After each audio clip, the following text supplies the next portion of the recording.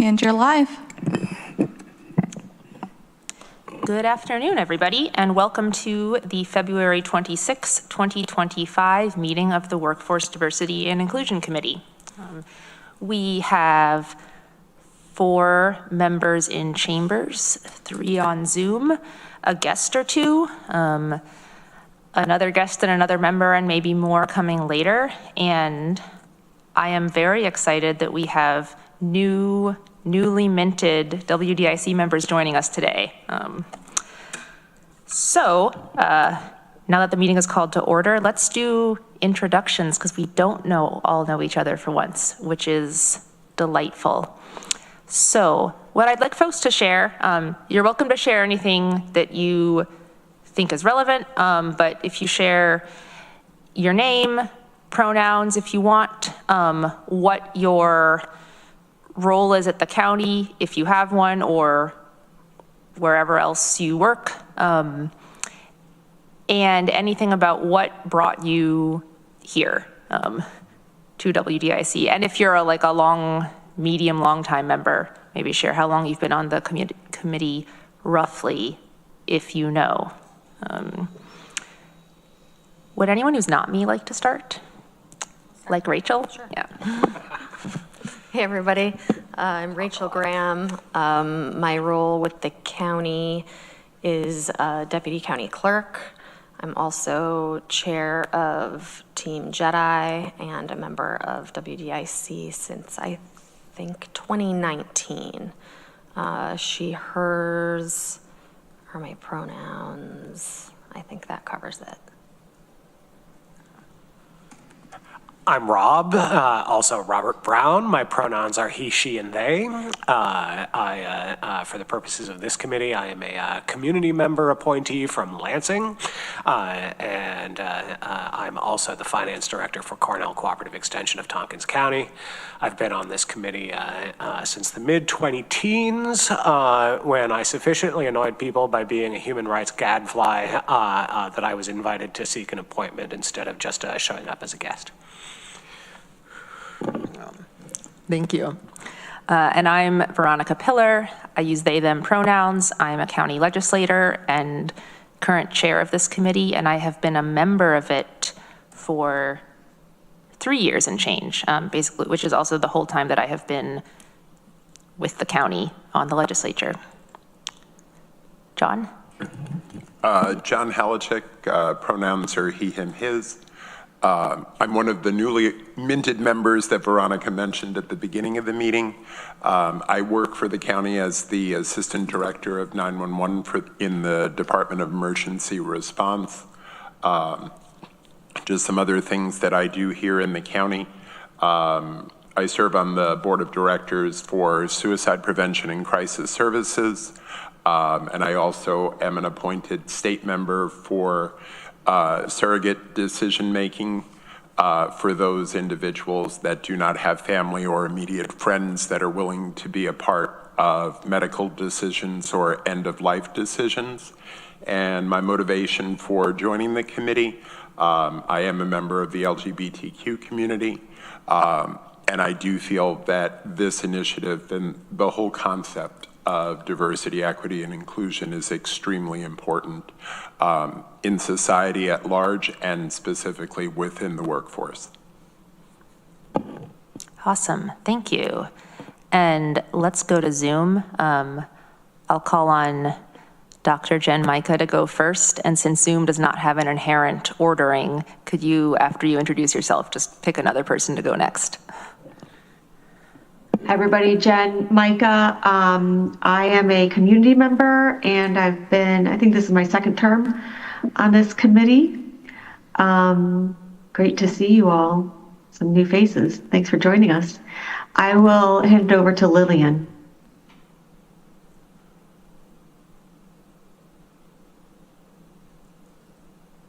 Oh no. Oh, Lillian, we cannot hear you.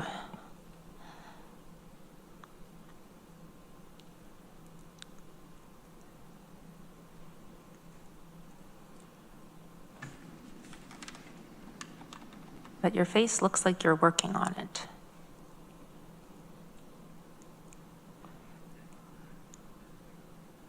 Okay, just checking. Thank you. We could also come back to you in a moment if that's easier. Still can't hear you. Okay. How about Carmen? Why don't you go in the meantime? Hello, can you hear me? Yes. Okay, awesome. Carmen Arroyo, I am a longtime employee for the Office of Human Rights, 22 plus years to be exact. She, her pronouns. I am joining because, as some of you may know, the office is being restructured, and I'm just looking for community groups that in some way or another services the community in some sense of human rights.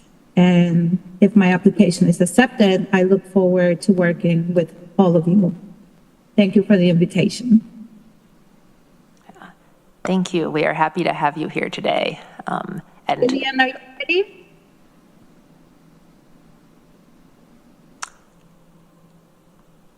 oh, Lillian, are you ready?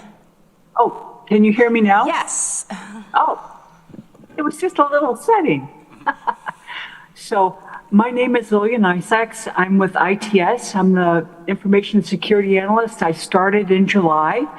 I was very interested in joining the WDIC. I want to be part of solutions, not part of a problem. So that's what drew me. I know that kind of a interesting, to say the least, climate politically. So I think the more groups that we have like this talking and meeting, the better. And I'm just glad to be here. So thank you. Thank you. Oh. And Let's see, who goes next? Kate Shanks Booth. Yes, good afternoon. Kate Shanks Booth. I'm the director of the Tompkins County Youth Services Department. I will have been with the county 6 years next month, and I do believe 4, maybe 5 of those have been a member of WDIC. And welcome to our new folks.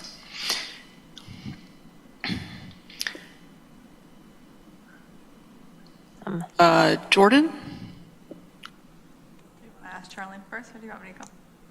if you're up for going, why don't you go? And then Hello, everybody. I'm Jordan Cree. I'm the deputy clerk that staffs the SIG Advisory Committee, and I am the one you receive all the emails from. Jordan keeps us running. We're very grateful. And I think that leaves Charlene.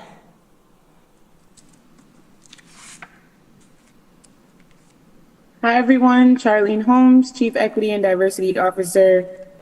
Glad to be here. Glad to see some new faces. Very excited for this year. Awesome. Thank you all very much. I am also very excited for this year. Next up, changes to the agenda. Charlene has other commitments today and requested that the report and discussion item number 8 on the institutionalizing equity report moves up. So I'll just want to move it up one item between 6 and 7, since the ensuing things will be very quick, if that is all right with everybody. Does anyone else have changes to the agenda to request? All right. Seeing none, let us carry on. My chair's report is that I have no chair's report. I will say there is a vice chair of this committee, Annie Corman, who I believe is joining us a little later into the meeting.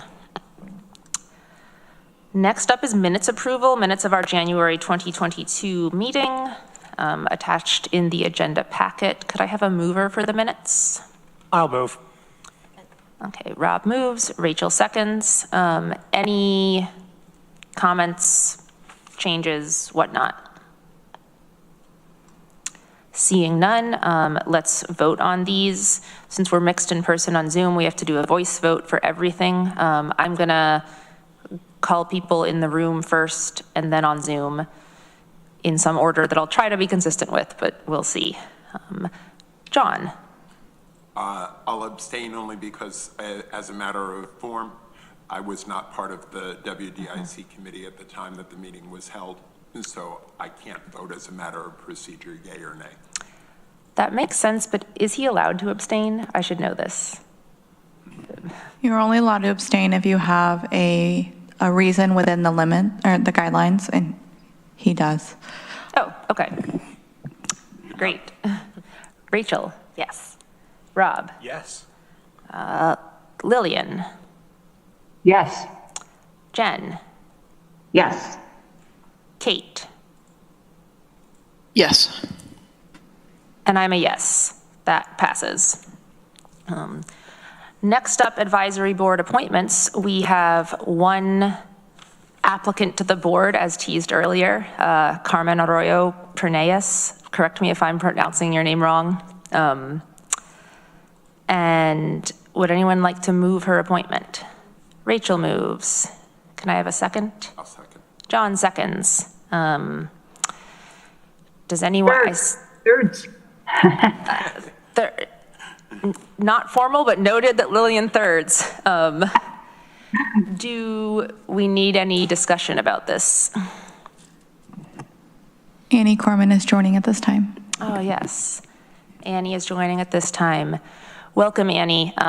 We have just put on the floor Carmen Arroyo's appointment as a voting item. Are we ready to vote? Let's do it. John? Yes. Yeah. Can you get closer to your mic, actually? Yes. Yeah. Rachel? Yes. Rob? Yes. Lillian? Yes. Jen? Yes. Kate? Yes. Annie? Yes. And I'm a yes. That is unanimous. I look forward to working closely with you again, Carmen. It's been a couple years. Good to see you. Okay. Yes. The appointment has to run through, be approved by the Budget, Capital, and Personnel Committee, and then the full legislature, and then Carmen will have to take an oath of office, and then you'll be a formal member, assuming that all goes smoothly, and I have no reason to think that it wouldn't. All right. Next up, Charlene, for the Institutionalizing Equity Report, which hopefully folks got a chance to read prior to this. Hello, everyone. I'm here to give you a short presentation for WDIC about our recently adopted Institutionalizing Equity Report. So I'm going to go ahead and share my screen, and then afterwards we'll be able to have some discussion based on your thoughts. So I'm not in chambers. Can you guys see this? Yes, All right. we can. Great, thank you. All right, a path forward. Now, the Institutionalizing Equity Report is an objective of our strategic plan, and it falls under our organizational excellence objective, which states we'd like to foster a collaborative, flexible, organized, and effective government operation.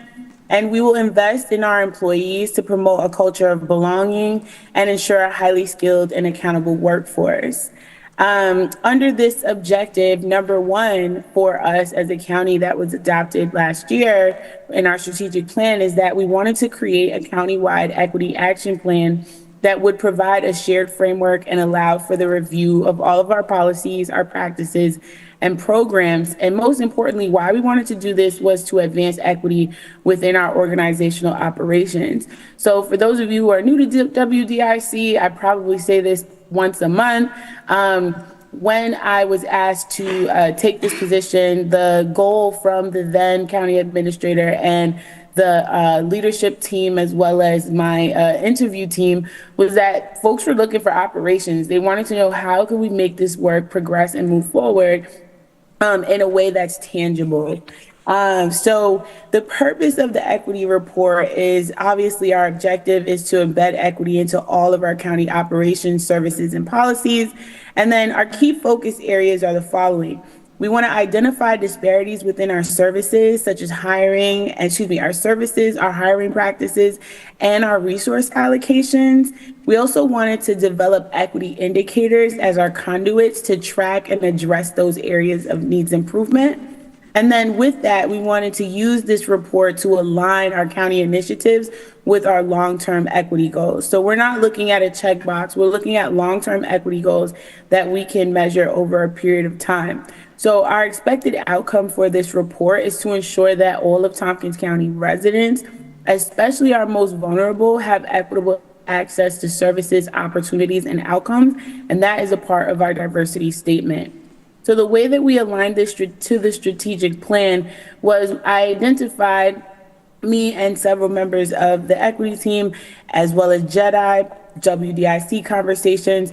We aligned the equity report to the strategic plan in these three focus areas: organizational excellence, which I shared what the objective was; equitable service delivery, and that is another objective that has about 7 or 8 tasks that we would like to fulfill, along with performance indicators, as well as our community engagement and partnerships, because we wanted to be more intentional about partnering with our community members instead of making decisions based on how we feel. We'll check the data to make sure that our data aligns with how we would like to provide our equitable service delivery and our hiring practices, as well as our resource allocations. So how does this work? The report works as follows. Departments will develop their equity indicators, and this is included in their 2025 work plans. This will be moving forward every year. A department will either update on their current equity indicator or identify a new one that they will continue to pursue moving forward. That is going to consist of regular data collection to assess performance of these indicators, and our department heads have chosen how often they would like to report on these. They had the choice of annually, biannually, or quarterly for the year. And the use of this data analysis is to identify gaps and improve services. I also believe that while we identify these gaps, we also have an opportunity to improve on some of the services that we're already providing that our constituents believe are working best for them. And we want to make sure that we continue in that in a very structured way with the use of data to support it. Departments are supported by county administration to guide the implementation and track progress. Over the last month and a half, I've had office hours open to department heads with some ways that they were able to develop, some tools that they were able to use to develop their equity indicators and talk more about what they're already doing in their offices and how they might be able to identify that work and extract it, name it, and track it over a period of time. And then, as I stated before, departments will share the progress based on their reporting selection. A lot of our departments were already doing this work. We just put a name to it. So it was really nice to see how our department heads rose to the occasion and knew exactly what type of indicator they would be able to provide data on and be able to use strategically within their department to enhance their departmental scope.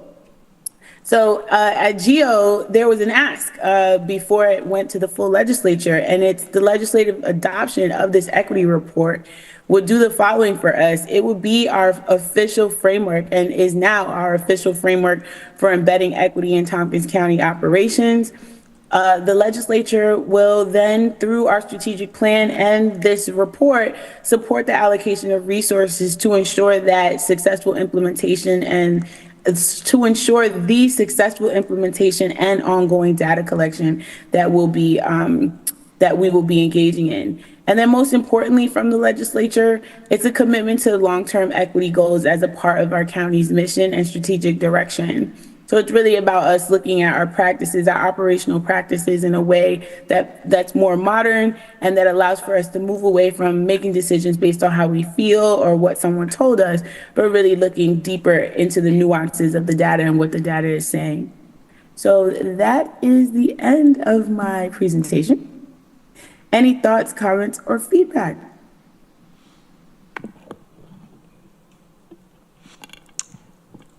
Thoughts, comments, or feedback?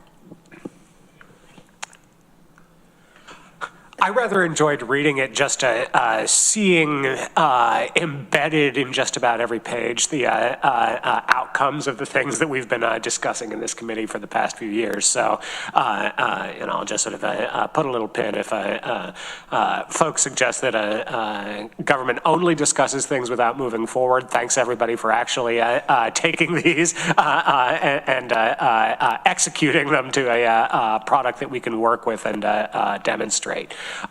So thank you for that. I think that we have a lot of room for discussion in the days ahead, especially if the legislature does fully adopt this, as we do our part to support moving the objectives forward and evaluating how we go. So I'm looking forward to that. I think it was adopted. Oh, was it? Yes, the legislature did formally adopt this. No, we did, don't worry. It was last week? Yes. Yes, okay. There have been a few things to pay attention to this week. Yeah. Yes. Other feedback, thoughts, comments? Annie? Thank you for working on this, Charlene. I know it's a huge step, and it's not just a step. I just kind of see it as like one of our umbrellas that interweaves in all that we do. And you said regarding the feedback, a little bit you said about some of the departments were already doing some of this work. And so anything that you want to tell us specifically that whether the legislature or anything that we can do that is hindering departments or that would be helpful in the future for us to do, whether it's this committee or the legislature, so that we can help, support all the departments. Yes, thank you for that question, Annie. I think that at this point, I would love to share, and I will be presenting an additional topical presentation at the legislature next Tuesday, and I'll get more in depth about this. But the institutionalizing equity report will be an annual report. And once each department has, we're still in the process of collecting all of our departmental equity indicators. We will aggregate those equity indicators by topic, maybe by data point, maybe by, right? We need to see what our departments are doing at this time. And I will present that to you all and present that in our 2025 report for the legislature. So we want to make sure that this is a streamlined process. And while the legislature is going through their selected committees and they're working directly with departments, asking about their equity indicators and what support they might need directly in those committee meetings could be tremendous. And then further, I know we're always talking about budget. We're always talking about this being a lean year. We're always talking about how, folks, budget season is right around the corner and it just finished. Allocating our resources in a way that supports this work by department is going to be very important as well. And that is also just aligning our resources with our strategic plan too, right? So we're not using these independently of each other. They're interdependent. So if we're asking about equity indicators and we're looking to support our departments, it's really about funding and making sure that the resources are available to them. And it's also about asking them directly, hey, you're in this particular committee. What can we do as a committee to support you and bring that information to the larger legislative body? That's what I heard from the department heads, and so I'm going to share that in this space, and that's what county administration plans on doing. So if we are all on one accord, I think our department heads will feel very supported in that. And one last thing, and I promise, I'm sorry to be long-winded, but another thing is, making sure that we are allowing our department heads to be the experts, right, in their scope of work. They are the experts, and we need to support them in that. They know this work more than we do because they are boots on the ground. And so our level of support will be for them to identify it directly and for us to try to mitigate that as best as we can without stepping on their toes. So it's a delicate balance. Let them be the experts in this space and provide that support directly when they ask for it. Well, thank you, and I hope you know that you have my support, and in doing all this, and please, keep letting folks know in the departments that this is really, important work that the legislature values, and as you said, the people that are doing the boots on the ground work, they are really doing, the strategic work, figuring out what needs to be done, and we will try and continue to support them. So thank you. Thank you, Amy. I will say I'm very excited for the opportunity to showcase some of the equity related work that our departments are doing for many reasons, but even for the legislature, the legislators ourselves, because I think it is easy for us to think we know more than what we do about what everyone is doing day to day in their largely full-time or more than that jobs for this county that we, the legislators, don't have. And also we've been having a bunch of questions about, but what does equity really mean? Okay, it's like defined here, but what does it look like in practice? And this is gonna provide good chunks of the answers to that in a way that's, as relevant as anything could possibly be to our job here. It's very important for us to always share with our community and our constituents in Tompkins County that this is equity work specific to Tompkins County. Equity work is not a one-size-fits-all. This was specifically created for this organization and for the people that live in Tompkins County to engage in our practices in a way that meets their specific needs. It's not going to happen overnight, but we are utilizing this process so that we can achieve that goal, that long-term goal. So I hope that we're all able to be on the same page about that. But this equity work is specific to Tompkins County. Yeah, thank you for clarifying that. I have a question. John, yes.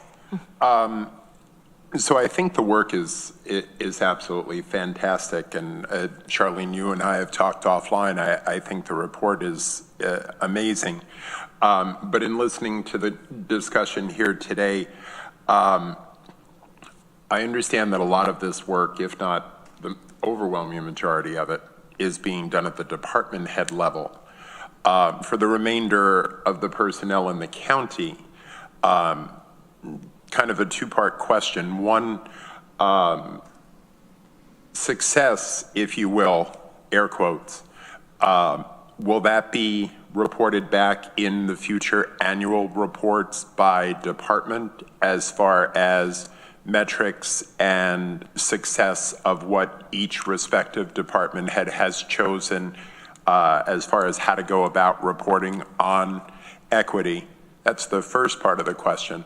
And the second part of the question, has there been any thought as far as not only what is coming out of leadership in the department head level, but also the translation of that equity to the remainder of the department's personnel, and see if that squares across both? Thank you for both of these questions. They are excellent. Rachel is probably over there smiling inside because we talk about this a lot in Jedi. She's so I'll start with outside too, just for the record. On the outside as well. Great. So your first question, this is going to hopefully, I will have disaggregated data over the course of the year, and I'm in the process of identifying what aggregated data we will be able to report on as appropriate to the data points that are being collected. For example, when we did the demographic information about our workforce, a lot of that information was aggregated because we didn't want to share disaggregated data, for privacy reasons and things of that nature. So just being appropriate to the data point We have not identified which data points we're going to share for 2025, but I can say that they will be in aggregate form. And we will do so with some sort of methodology through our guidance from our framework to parse the information in a way where we can scaffold it over a period of time. That has not been hashed out yet. And so I'm giving you blue skies. I will be able to provide a more concrete answer to that in the next maybe couple meetings. Give me about 2-3 months because we're still collecting our equity indicators. But there will be some scaffolded approach to our data points, and it will be in aggregate. That's the first question. The second question, which I believe that Rachel and I are always smiling about, is in JEDI, we're constantly discussing what does it look like for us to utilize this JEDI platform to ensure that all of our staff members understand county values, county diversity statements, counties goals towards equity. What does it look like operationally? But the most important piece being that is relevant to their specific scope of work. Because what DEI might look like for doer will not be the same for youth services. And we are thinking about that very intentionally. And there has been a proposal of bystander trainings. GARE is coming to Tompkins County, and we would like for people to engage in, equity practitioner work.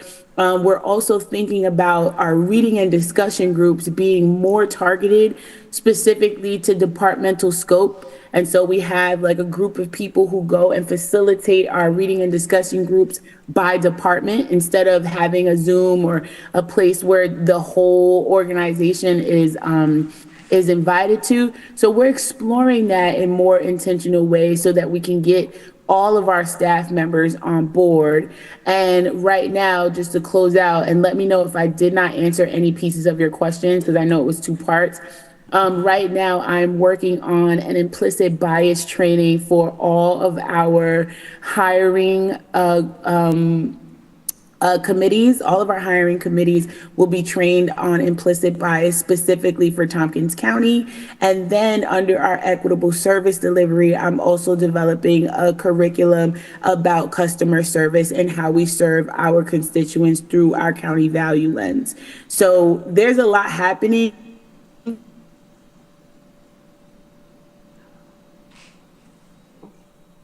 Uh-oh, Charlene froze. Or Charlene, you froze, but she probably can't hear us. For the record, that did answer my questions. Thank you. Excellent. We'll give maybe another minute. Oh, After that. sorry, Charlene, you froze about like 30 seconds ago. Okay, so I said we are going to I will be able to be more direct with you about what approaches we will be adopting in the coming months as we are able to look at our equity indicators, work with JEDI about being more strategic about our reading and discussion groups, making sure that we have more opportunities for our organization to be trained, but more importantly, be trained about our values, our diversity statement, and the guidance in our strategic plan.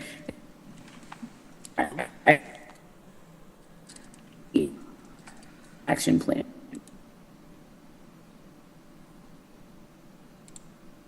But I didn't I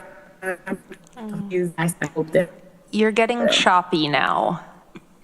Unfortunately, your audio, that is.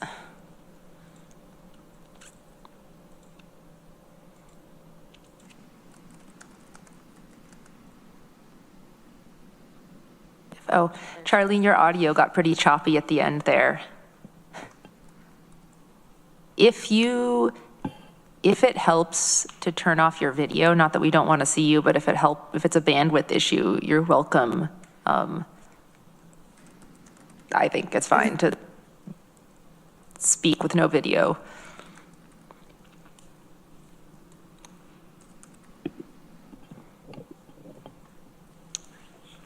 What's the right move here?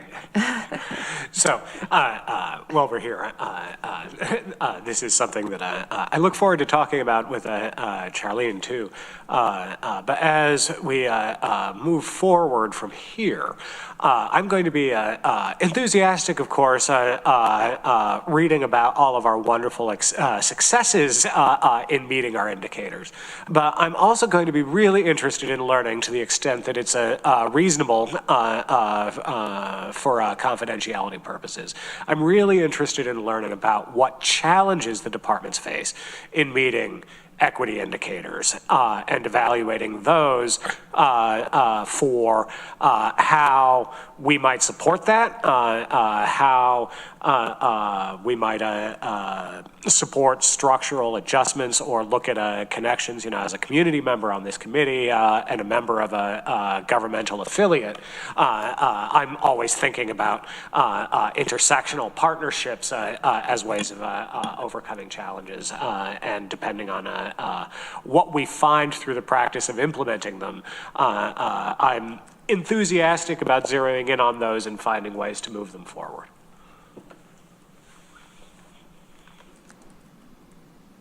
Awesome. Can you guys hear me now? Yes, we can hear you.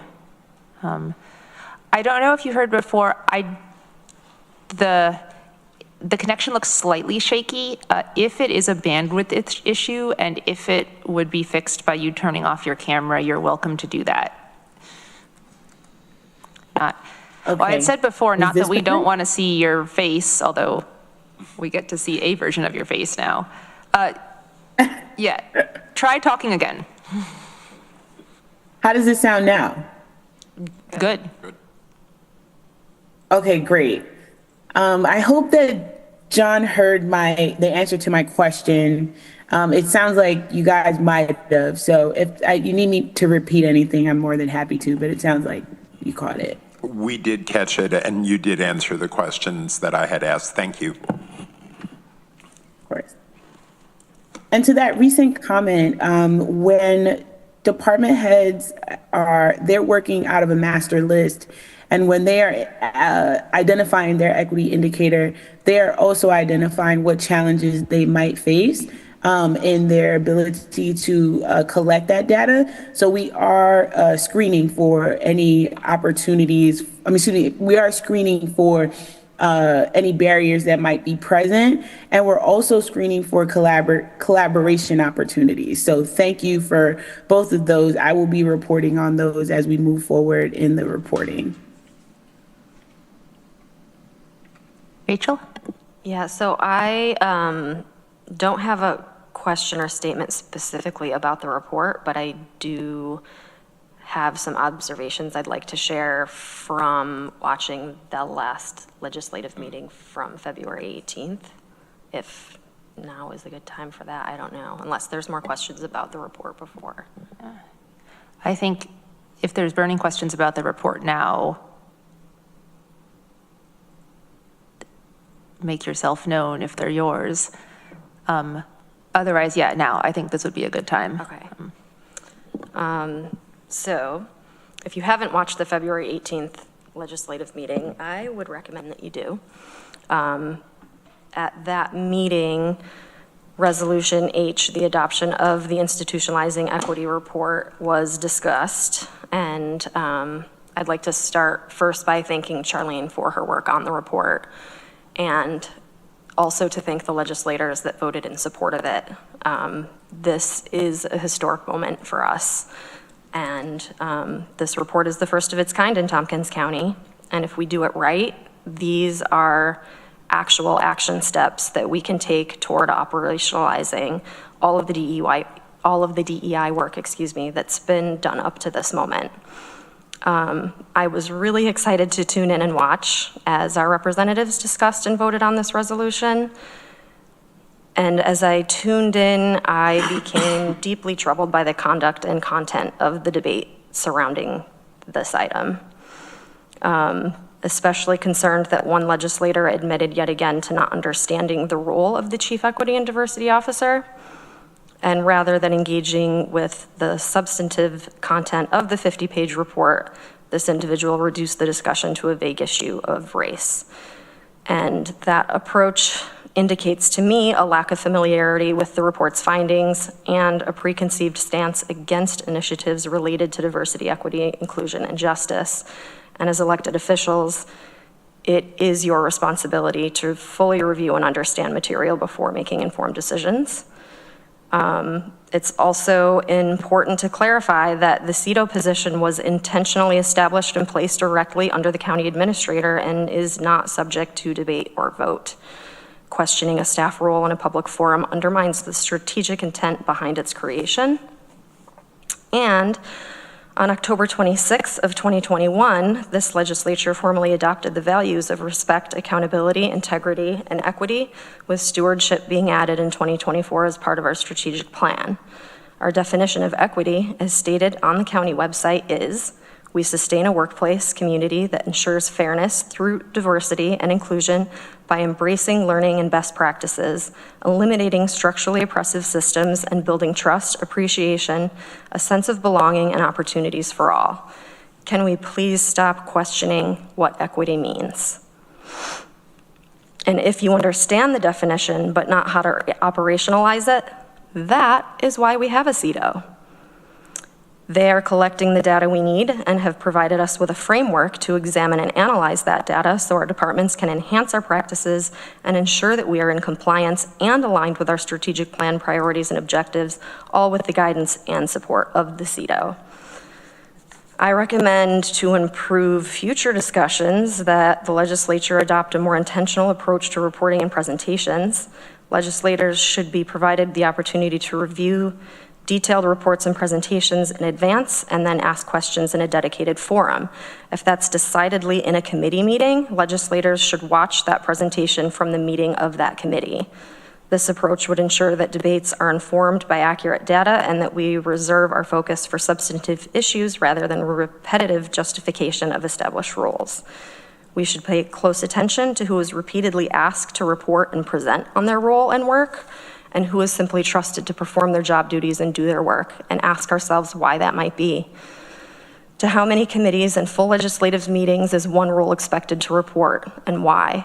I understand that the scope of the work of the CETO is large and all-encompassing. Their work is both internal and external, and it touches the work that each and every one of us does every day. That was intentional, and that's a lot to ask of one person, so I would also ask you to consider that come budget season.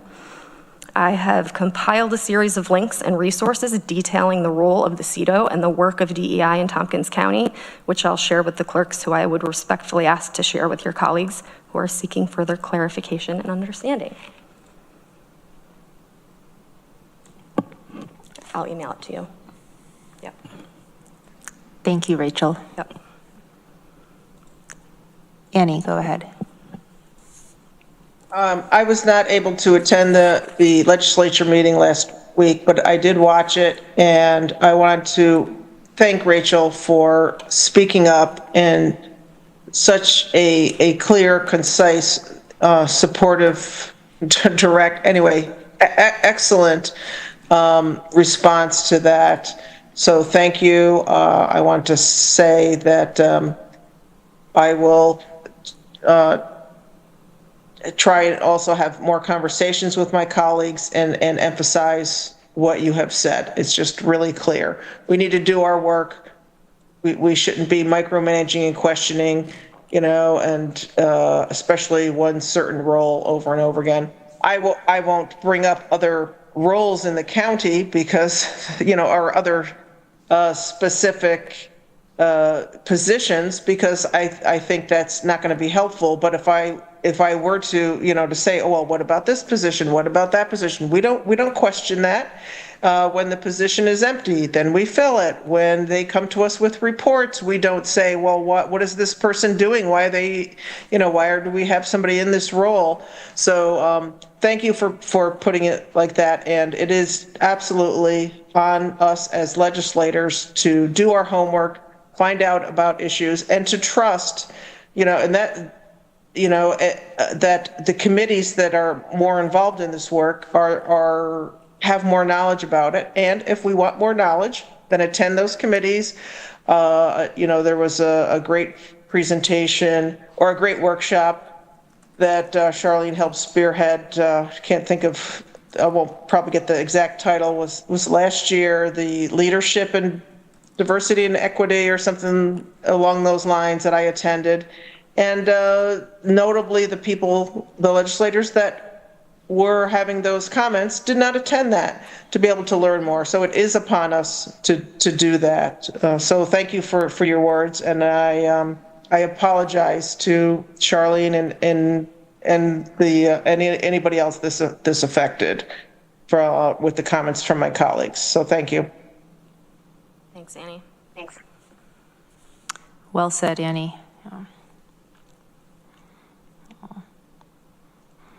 I don't really have anything to add, but thank you, Rachel. Thank you for being generous with your insightful and direct feedback to us, the legislature.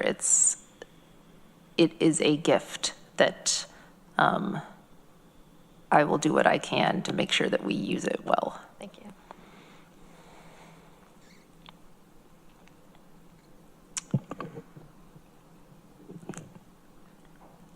I am slightly unsure what topic we're officially on, but I think it is still the institutionalizing equity report, and or Charlene, I know you had to leave the meeting early. Would you like, if people have any other questions or things to bring up while you're here, is now a good time for that? Yes, now would be a great time, so you can speak to me directly. All right. Did anyone have any other questions for our Chief Equity and Diversity Officer? Not necessarily about the report.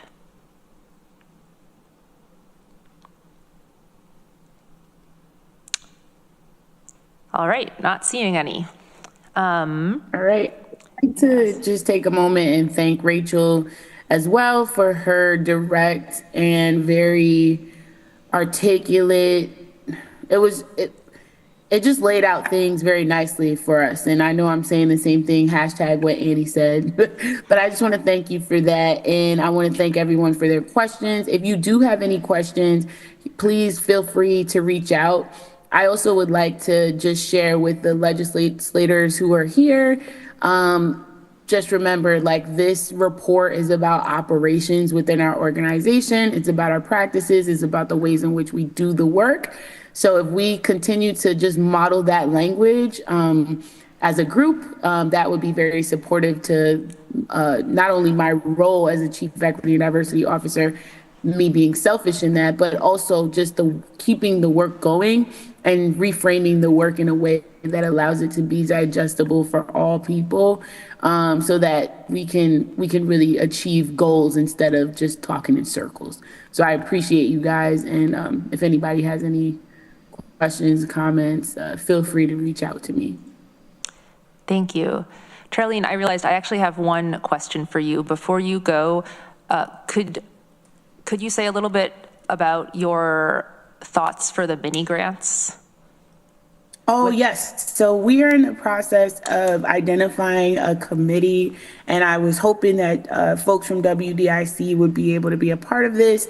In our last legislative budget, I requested an OTR. Thank you to Annie and Veronica for an additional $15,000 to the equity and diversity budget.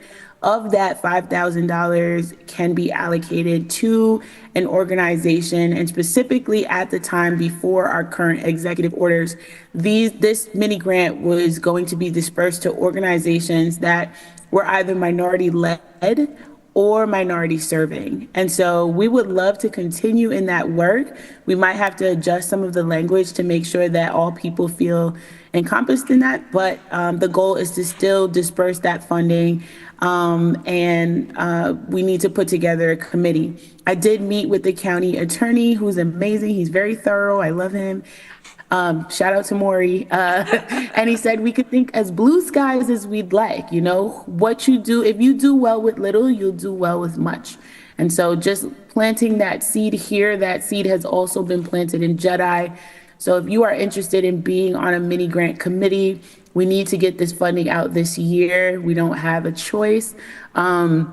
And so if you have some additional hours in your schedule, we will be working on that mini grant and looking to disperse that funding. And it will be low barrier funding. So we're not looking to add any barriers. We want people to have access to it directly and quickly. So thank you for that. Yeah, awesome, thank you. And we may come back to that in our committee goals discussion later. I also love our county attorney, and not just because he managed to quote the Grateful Dead and the Kinks in the same update one time. All right, is that it for me? Looks like it. Okay, thank you, All right. everyone. Have a wonderful rest of your meeting. Yes, thank you, Charlene. All right, bye-bye. Next up is the Team Justice, Equity, Diversity, and Inclusion, AKA JEDI update. Yeah, so we just lost a cherished member of Team JEDI when Joan Jerkowicz from planning retired. So we had a little party for her, and we are going to miss her a lot. Her contributions were huge to Team JEDI, and we are sad about that. But wishing the best to Joan. We continue to work on our marketing campaign for equity and diversity. We're making a doing equity intentionally video. And so that committee continues to meet, continues to make progress. And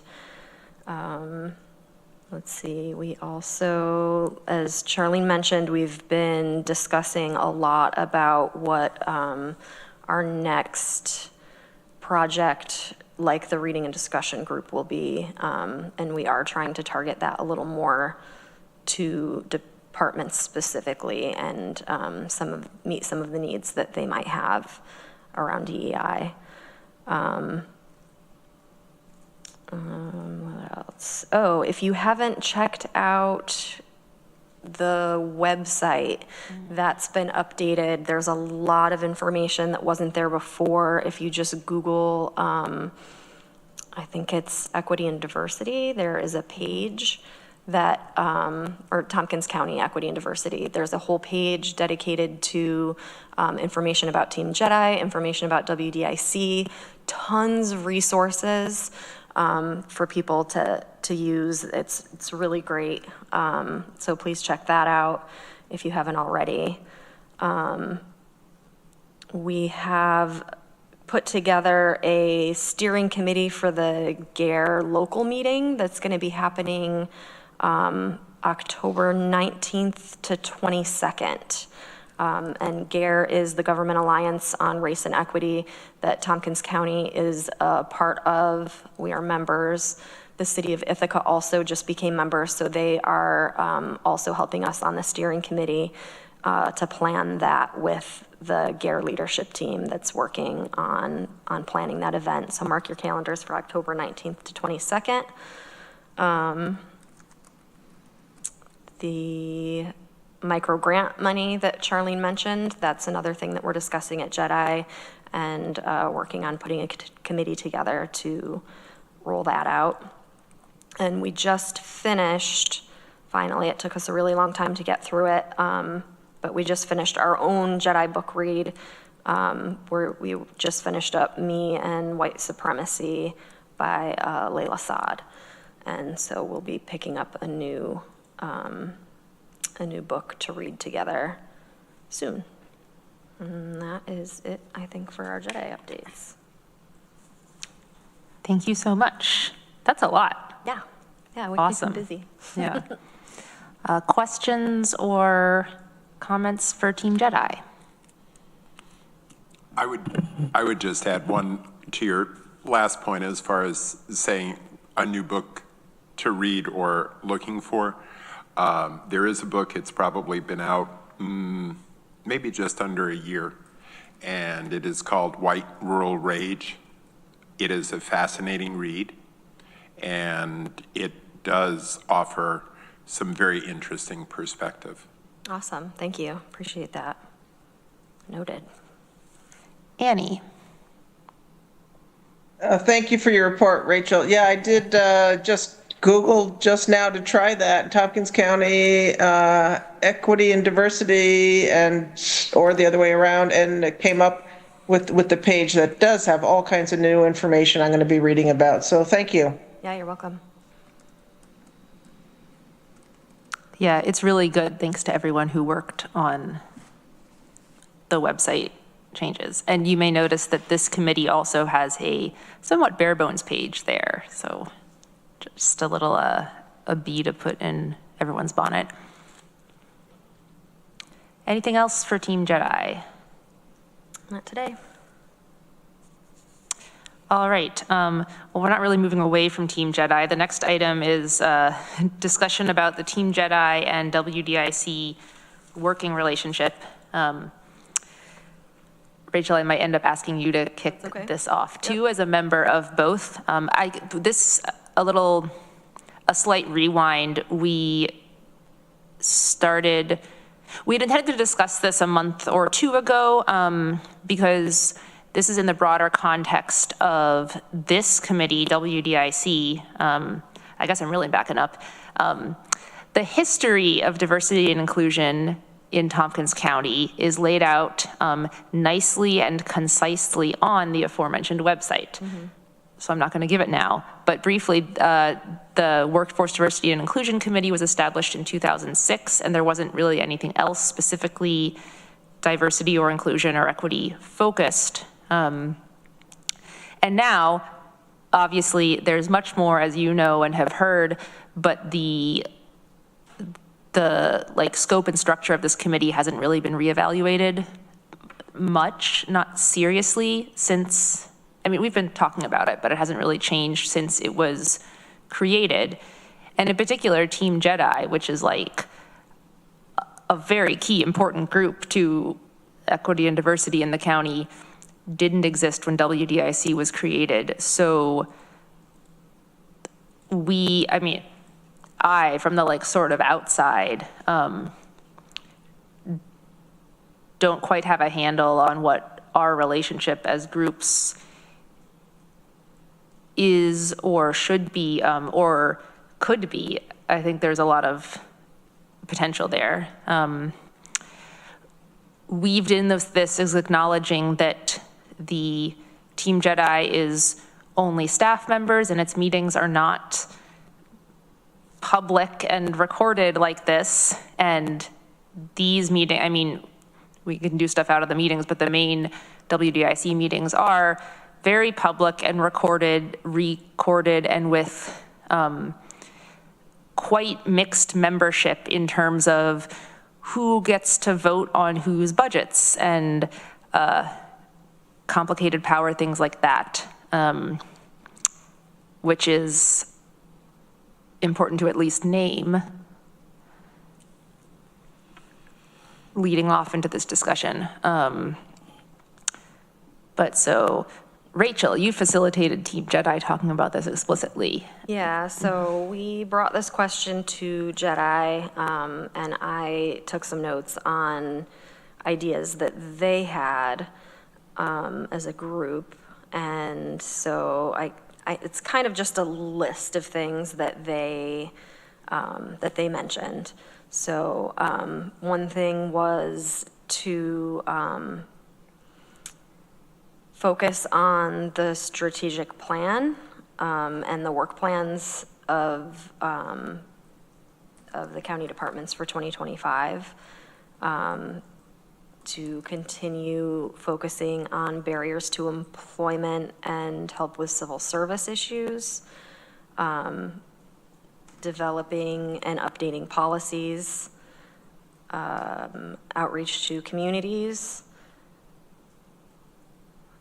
identifying gaps and how to address them. Another one that I think is really important is helping advocate for the DEI policy, which right now is still with the county administration team, but that will be coming, I forget the order that goes. I think it goes, does it go to? In terms of tracking through the committees? Yeah. you know? Is it? Yeah, I believe it will be GO and Geo. BCP. Okay. BCP is personnel. Yes, okay, right, that makes sense. So it'll go to those two committees. Probably also WDIC, since it's also DEI related. Not really sure, but then to the full edge. So for WDIC to support that. What else? Oh. And WDIC did get to like informally look at the draft updated policy, or I mean, new policy. The current one has a different title, diversity and inclusion policy. But we got a chance to informally look at it, and you're talking about when it's in its basically final form and getting approved Right. in order to be Yes. adopted and added to the policy manual. Thank you for clarifying that. Let's see, what else? Oh, to prepare for conducting a climate survey in 2026. That's the plan, since it was put off from this year to next due to budget constraints. So it was suggested that WDIC could possibly work on selecting the contractor that's used, if that's the right word, and preparing an RFP, so that's ready to send come January 2026. Advocating for annual equity training for county employees, whether that's in-house or out-of-house. And this is a big one, and I don't know how that falls, but updating the code of ethics, it was mentioned that might be a little out of date and is heavily focused on financial gain. So maybe some DEI ideas could be incorporated into that code of ethics. And then also possibly updating the bylaws of WDIC just to try to work out.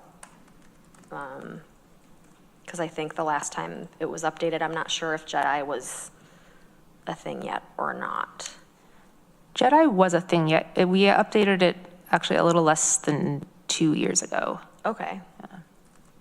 So it might not be time yet, but that came up. That's what I had on their list. Okay. Thank you.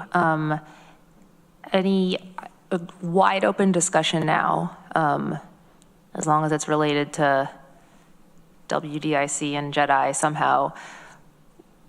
What thoughts, ideas, questions, I'm not so sure about this do people have?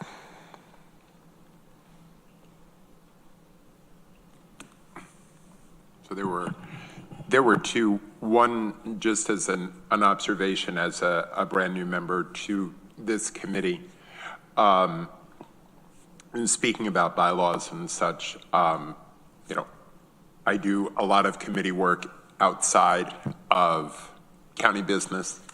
And one of the things that is very important to me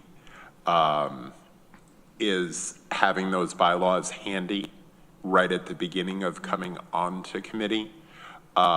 Respectfully, perhaps this body would consider a onboarding packet to new members so that they can review and catch up on the rules of the road, so to speak, and perhaps aside from their own conclusions, valid, invalid, or otherwise, just have a sense of where the business of this committee has started and where it has evolved to, rather than have this steep learning curve across multiple months of saying, okay, I'm starting to make these connections now, rather than if I had reference material immediately presented to me, where I didn't maybe have to go to multiple locations to gather it all together, would be very helpful as a new member coming onto the committee.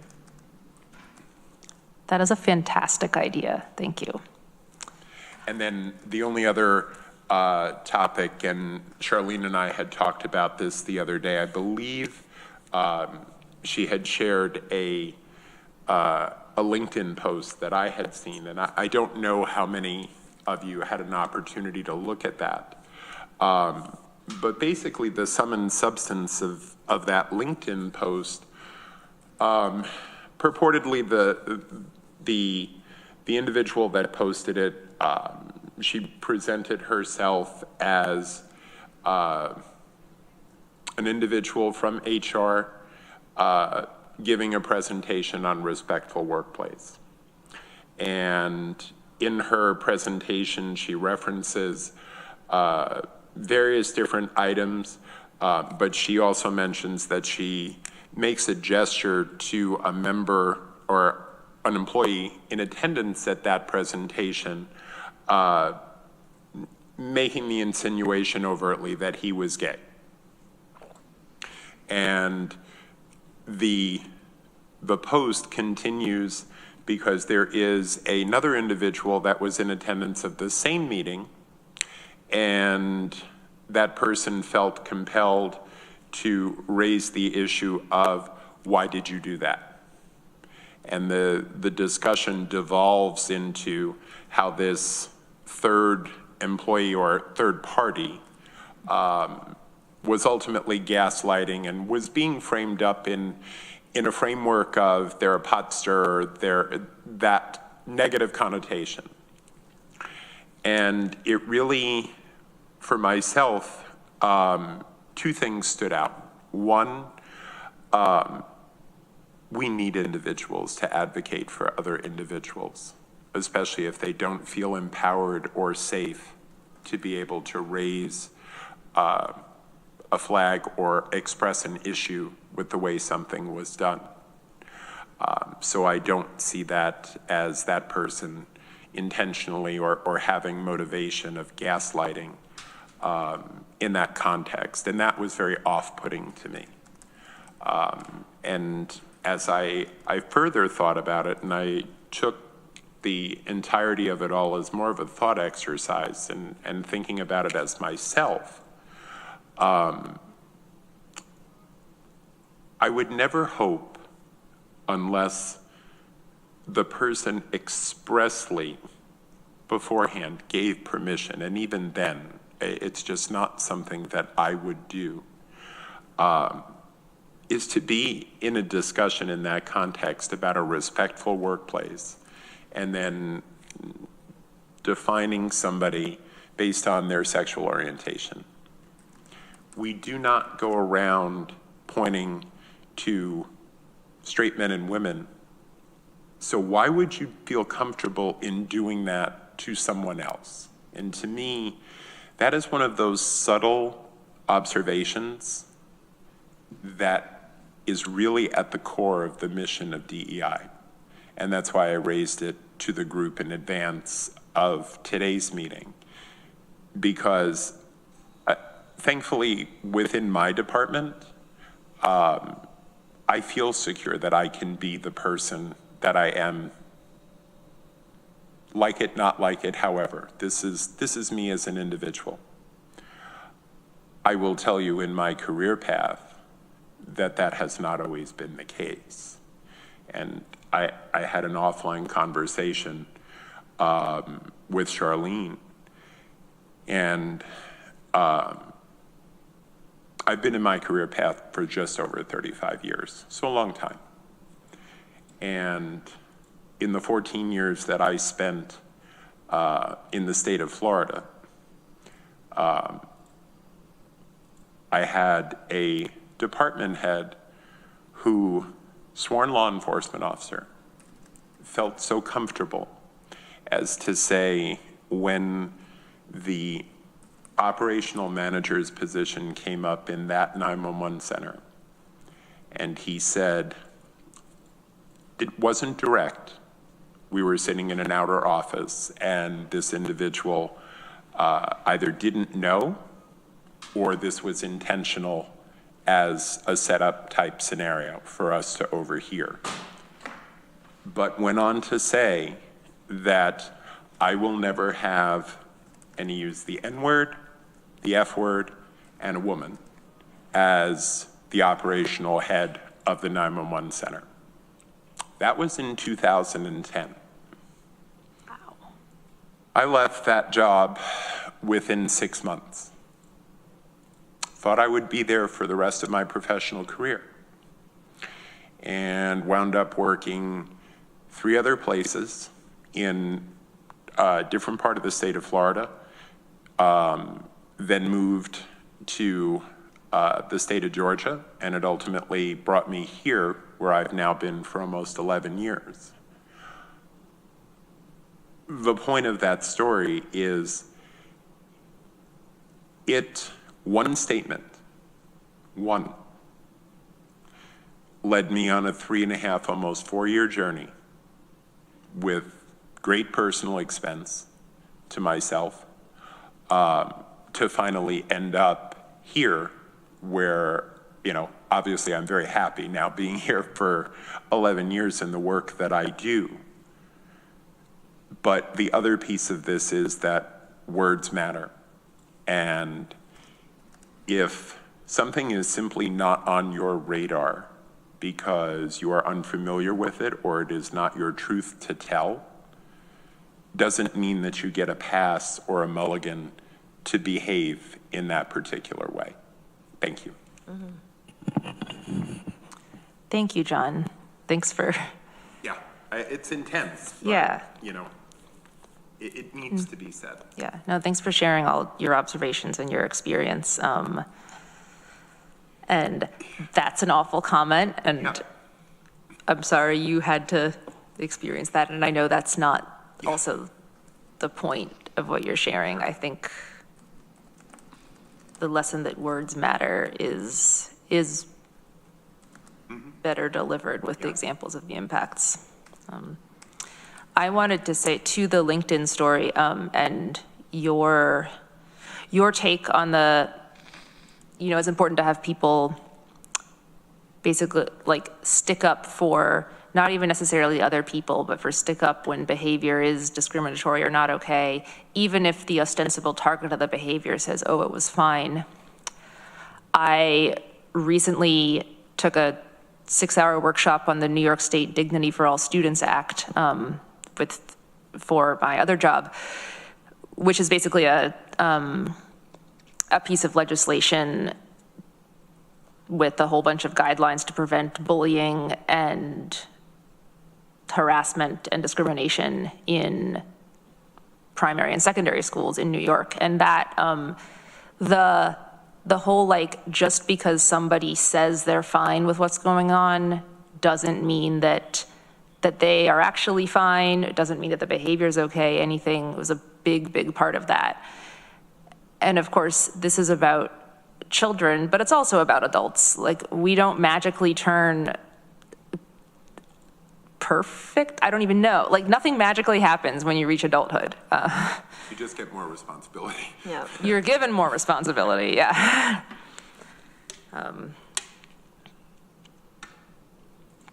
Yeah, so I appreciate you bringing it up in the workplace context.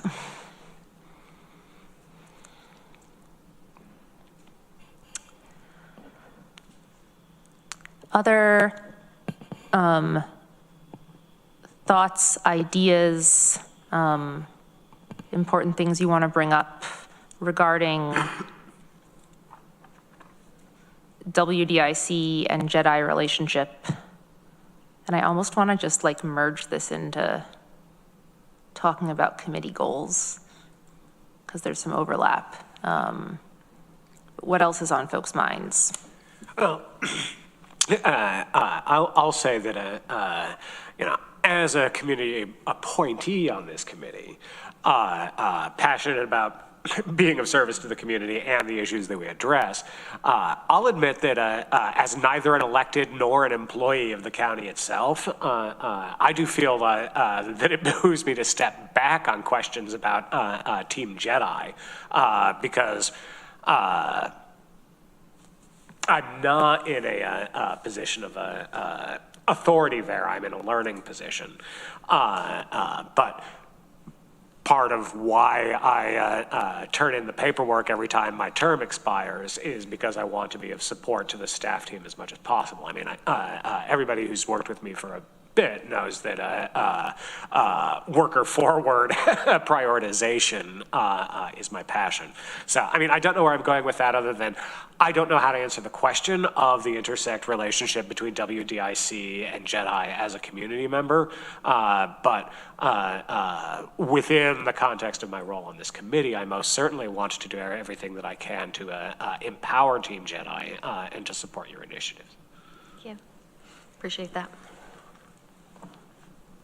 Thanks, Rob. Others?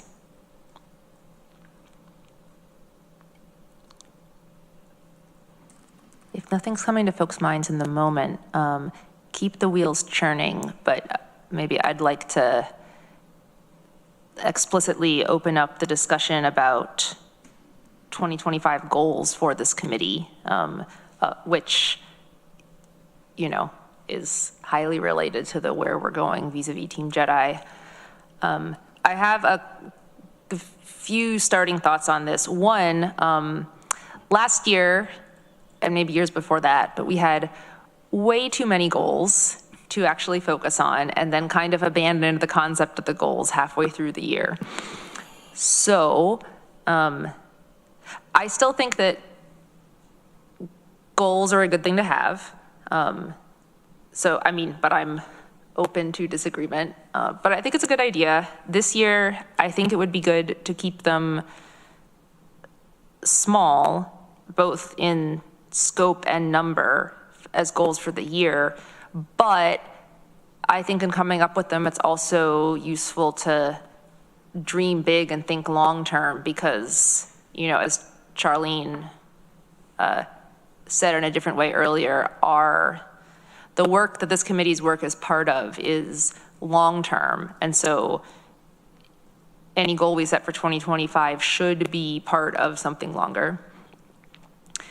I also really want to keep our goals like ultimately hooked into the county's strategic plan and the new equity report that we just heard about, institutionalizing equity report. And the other framing thing that I want to add, which I've lost track of. Oh, here it is. The current statement of purpose from the WDIC bylaws, which says, the purpose of the committee shall be, there's 3 bullets. 1, to serve in an advisory capacity to the Tompkins County Legislature, the Affirmative Action Officer, Commissioner of Human Resources, the County Administrator, the Chief Equity and Diversity Officer, and department heads on issues relating to diversity and inclusion in employment and service within the Tompkins County workforce. 2, to encourage equality of treatment in employment and customer service within Tompkins County on any basis, including local law and state and federally protected classes, and to discourage discrimination. And 3, to assist the Tompkins County Legislature in fulfilling the goals of the Tompkins Diversity and Inclusion Policy, and the Tompkins County Strategic Plan. Which, so I guess, once is it called the Diversity, Equity, and Inclusion Policy, or it's going to? I think so. It's been so long since I had it in front of me. I can't quite remember. We may need to at minimum make a 1-word update to the bylaws and could do more. So we can change this is what I'm saying, but this is the current purpose, the stated purpose of the committee as it stands right now. I think also something that I'm coming more and more to in my time in this or on the legislature is the overall, the importance of structure and procedure and process, not in that you have to stick to it rigidly, but in that you should have some so that things keep moving along. Having things in writing is very valuable, and having also the procedures and processes and things such that if we all dropped dead tomorrow, the work could perhaps go on. Hopefully that won't happen. So for instance, like not our work, but the institutionalizing equity report itself is an example, and the directives to develop and use equity indicators, to yearly present to WDIC. Those are examples of that. And speaking of which, I think one of our goals ought to be developing a process for departments to report to us in any of the options that they might choose to do so. Yeah, no, that was the end of that sentence. And I had a couple of other ideas, things I talked with Charlene about, but I have been talking plenty, so I will leave that as the framing. Think long, but small goals, ground in the committee purpose and the strategic plan and the equity report. So with that, I'd like to open it up for any thoughts. Could be a suggestion of goals, could be a suggestion of direction, could be a, I really don't want to do this, anything. I'll just say I like the idea of keeping it small and manageable with maybe some like backup plans in case we attain them and then need something else to work on, or at least something to get us started in 2026 because we know how fast the year goes. It's over. Yeah. Veronica, could you read the first? John, could you pull the mic closer? Yeah. Sorry. Could you read that first bullet point again? Yes. The purpose of the committee shall be to serve in an advisory capacity to the Tompkins County Legislature, the Affirmative Action Officer, Commissioner of Human Resources, the County Administrator, the Chief Equity and Diversity Officer, and department heads on issues relating to diversity and inclusion in employment and service within the Tompkins County workforce. So just as a matter of information, what is the discernment point between the Affirmative Action Officer and the CETO? Ooh, you've asked me a thing I don't necessarily know, but so the CETO is a position that was just created by the county legislature for Tompkins County. Like it's not defined or mandated by anything outside of us. I guess that's what I'm getting to. Is the AAO position a state or federally mandated position? I believe so. And probably is, who is ours? Is it Ruby? I believe it is Ruby, who's our Commissioner of Human Resources. That's my understanding too. Yeah. So it's a responsibility rolled in. It's a responsibility that like, yeah, like somebody has to be the Affirmative Action Officer, but it is not, in fact, it is not like a job title that's anyone's, which I think is why the Affirmative Action Officer, Commissioner of Human Resources is kind of smashed together like that. Do you see a dotted line between the two positions where it is important to have the AAO in some way connected to this committee on an active engagement basis to accomplish the work that both positions, I think, should be looking at? I certainly could see that dotted line. Yeah. We haven't done much with the Affirmative Action Officer role. And that's honestly. it. And to me, that's a part of what we're here doing. So that is diversity, equity, and inclusion. And quite frankly, you know, that title is, it probably could be freshened up, but that title's been around for quite some time and really is the antecedent to diversity, equity, and inclusion. At least some of the mission there, not all, but some. And I just wonder how much functional overlap there is between the duties of both and then how both positions relate to the mission and the work of this committee. Yeah, that's a good question and would be good to figure out. Other thoughts?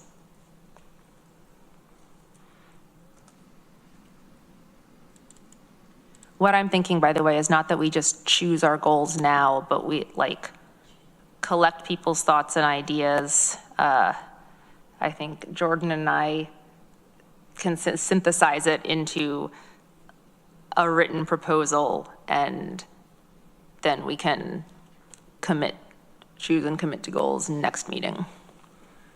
At which point the year will be third or a quarter over, but that is okay. All right, Rob, then Annie. I don't know if it's an appropriate goal for this committee, but I'm always looking at bridging connections between different actors within our communities who share priorities or who might be able to develop shared priorities. And in particularly at this point in time, in this year, in our current contexts, I'm having a lot of more emotion rather than action-oriented conversations around workforce diversity and inclusion the past month. And I am wondering whether there is a place for this committee to serve a function in connecting with other employers in our community on workforce diversity initiatives, receiving what's working well, what's not, where folks need help, where they might learn something for this organization to learn from, or even to make a place of reassurance. I've talked to a lot of my other colleagues in finance in different organizations who are in considerable distress because we're just the bean counters, but sitting here in the finance office all by myself, and I just learned that my employer took down their DEI page out of fear. You know, and we don't have a reporting structure here, so can I just cry on your shoulder a bit? Like, I'm having those conversations. And I think a lot of people are, probably everybody in this room virtually or otherwise has been. Well before that, the current circumstances tied into that became a directly present thing. I have been thinking about, is there a reasonable place for WDIC to set a goal of being some sort of receiving and sharing place for initiatives related to our purpose with the constituencies within the county? That is also a great question, and thank you for sharing your experiences from one of your other vantage points. Annie. Yeah, two things. One thing, thinking about what John was saying, I think that's like the affirmative action officer. Maybe that kind of falls under, as we look at, you know, this committee and, you know, part of, you know, re-looking at it, would we maybe look at, you know, who would be a member of it? So maybe that would fall under that. And then, so that's a real question. I don't know if anybody wanted to respond to that. And then the other thing was looking at, there is the diversity consortium, and would we want to check in with them to see, because they do have representatives from most of the bigger institutions and some businesses. Would that be the place or the group to look at bringing members from this group and others together to network more? And again, both of those are just real questions. I don't know if we want to have that discussion now, or we want to put them kind of on the list of things for us to look at as we go forward, as kind of maybe some goals or questions about, do we want these to be goals? I think those are both great suggestions, and I am putting them on the list of possibilities. Other thoughts?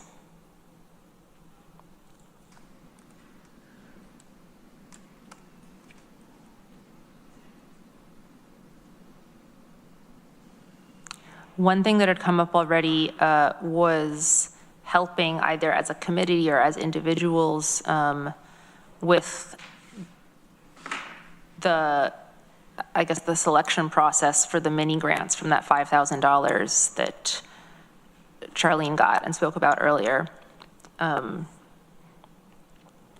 which Jedi's also involved in. I guess another thing that came up earlier that I think has to be a goal is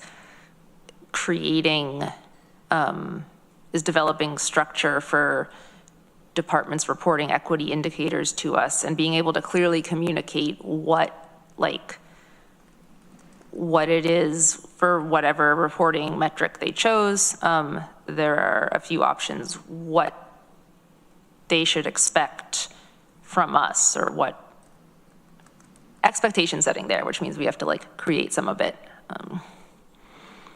And something else was in my mind. The advocating and preparing for a 2026 climate survey. I'd like this committee to work on that, as well as Rachel brought up.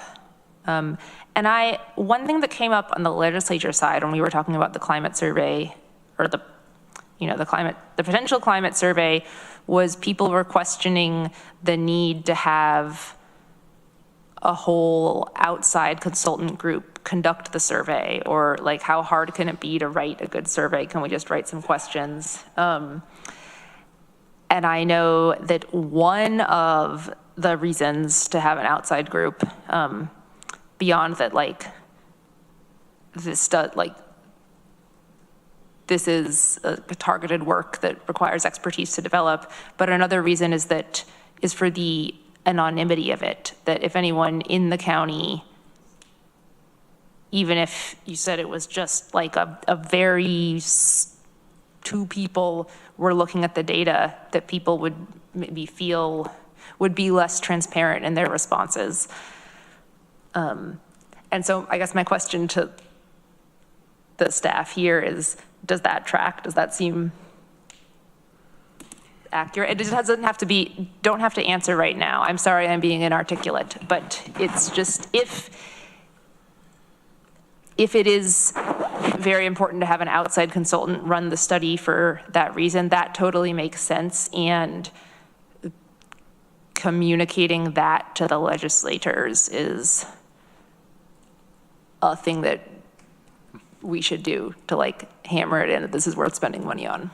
So if I may, now on the horizon of a third climate survey in the time that I've been with the county, I think the anonymity aspect of it is critical. In my time, just within my own department, and this is even before I was in a managerial or directorial role, was expressed concern about how free and open could they be about responding as it related to the aspect of anonymity. So I think that's critical to have a neutral third party, or however you wish to articulate that, running the show of that climate survey. The other piece of it is it's interesting, I was doing some annual cleaning and I came across some of the climate survey results from the past, and now removed a few years.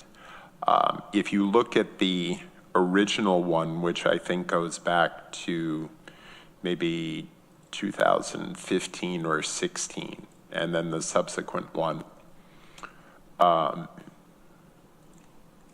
look at what the top three areas that needed attention, if you will. And my concern in the climate survey is, are we yet again going to see in 2026 the return of the same top three areas that need to improve that were originally expressed what is now almost a decade ago? Not that climate surveys are unimportant or that you shouldn't do them, they serve a purpose. But if the metrics continue to define the top three areas, then what is the action? How do you maintain checks and balances that you're taking notice of what the climate surveys are revealing? Because if you're making progress, then theoretically, in subsequent surveys, those should fall off the top positions of the list. If you're continuing to get the same results, then there's a massive disconnect. And, the problem that I have seen across the last 2 climate surveys is that there has been a massive disconnect in identifying those top 3 issues. So I just offer that for consideration, that moving into a new climate survey, I think there has to be a significant effort on taking notice of what has come before and what this new climate survey will reveal. Because if not, then why do them? That's good money after bad.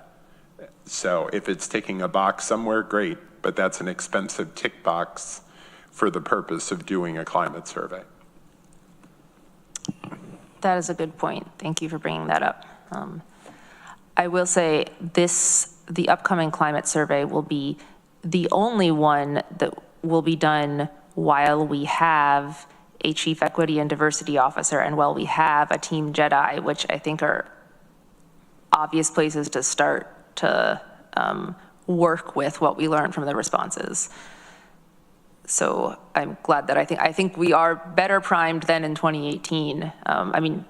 Working with the responses in 2018 created both those things as well as much else. Yes, Rob. In addition to the point about respondents being comfortable enough to answer questions honestly because of anonymity and responding to an outside party, I also cannot stress the importance enough of having an independent party author an analysis of one's operations.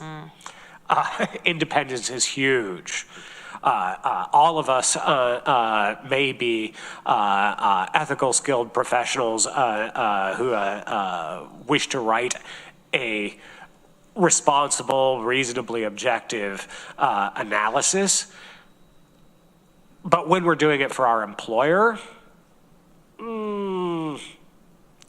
we do soften this paragraph here or plump up that one there. That's a good point. Yeah. We have independent entities audit our financials every year. I wasn't going to bring that up because then I'd just be talking about money all the time. Okay. Well, then you're welcome. Other thoughts?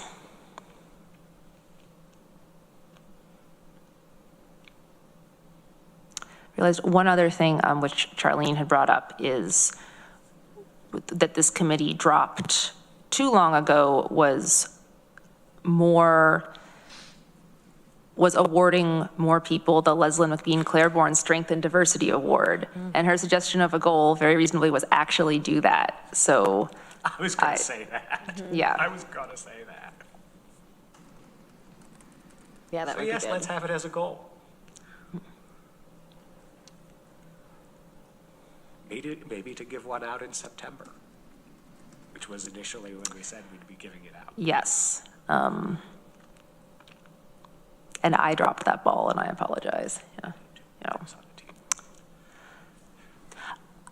I do think people who have been on this committee longer than me can comment, but I think also, and this is maybe back to the note of like structure and procedure, it seems that how the work of this committee goes ends up being very heavily influenced by what individual is chairing it.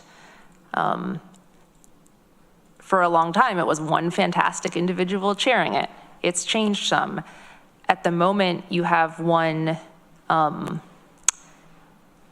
enthusiastic but disorganized and ADHD-addled individual chairing it. And this is not to excuse any of my failings, but it is to say that I'd like us to create something that doesn't end up depending so much on what random human or not random, random human is in the chair role, particularly with the structure of this committee ends up being such that a legislator is required to chair it. There's never that many legislators on it, so it ends up being the chair can only be selected from a very small group of people, and Leslyn couldn't do it forever. Mm-hmm. Or at least she couldn't legislate forever because, my goodness, no one could.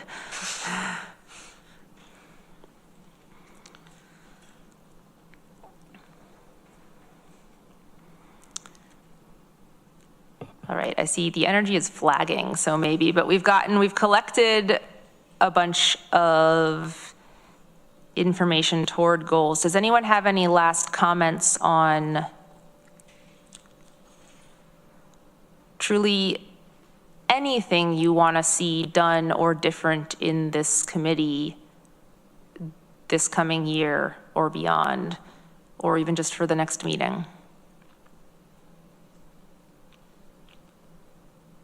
I would just say as one quick point to what you were speaking about, Veronica, is we have a great unknown coming at us towards the end of the year with the vast majority of legislative seats and a new chair coming into play.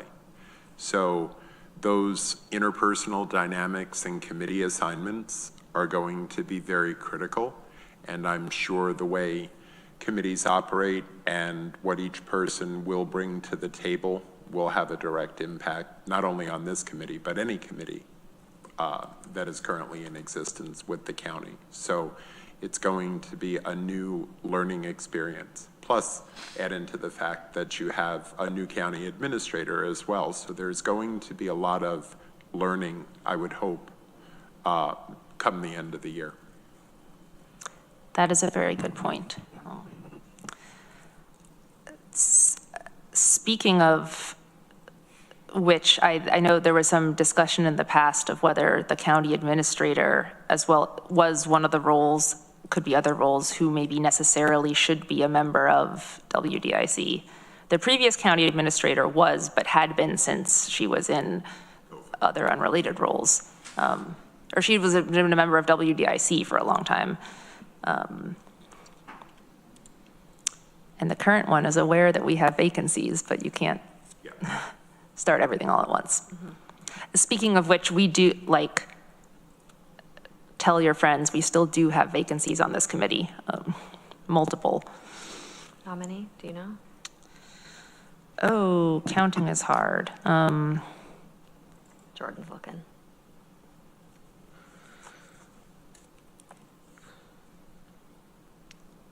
I'm sorry, my computer seems to be sleeping. One moment. You're fine. Yeah, that is okay. I want to say it's something like 3, including a seat that hopefully Carmen will fill shortly. That is correct. So if Carmen is recommended by the BCP committee and then adopted by the legislature, you will have 3 undesignated vacancies, which means that it can be community members, staff, so on. 3 vacancies once we have Carmen. Oh, Wow, 3 once we have Carmen. Okay. I don't know where I got my numbers from. Springboarding off of John's point, very apt, thank you. Perhaps a goal for us this year should be to establish a good onboarding orientation for the new crop on the subjects within our purview. Mm-hmm. Which could then be dynamic moving forward and usable when we're having less turnover. But it could be very timely this year. I like that, thank you. Mm-hmm. I think that's a great idea. And that would force us to get clarity on this committee as we're creating such things. Rob's making a face like she already thought of that. All right, any other comments? Going once, twice, the zillionth time. One quick question. Oh, yes. Just for all of us, but especially Carmen, do we know, or maybe you said it and I just missed it, when those 2 meetings will be? That Yeah, thanks for knowing what I'm saying without saying it right. Yeah, so Carmen will be reviewed at the March 13th Budget, Capital, and Personnel Committee meeting, and then the following April 1st Legislature meeting. Thank you.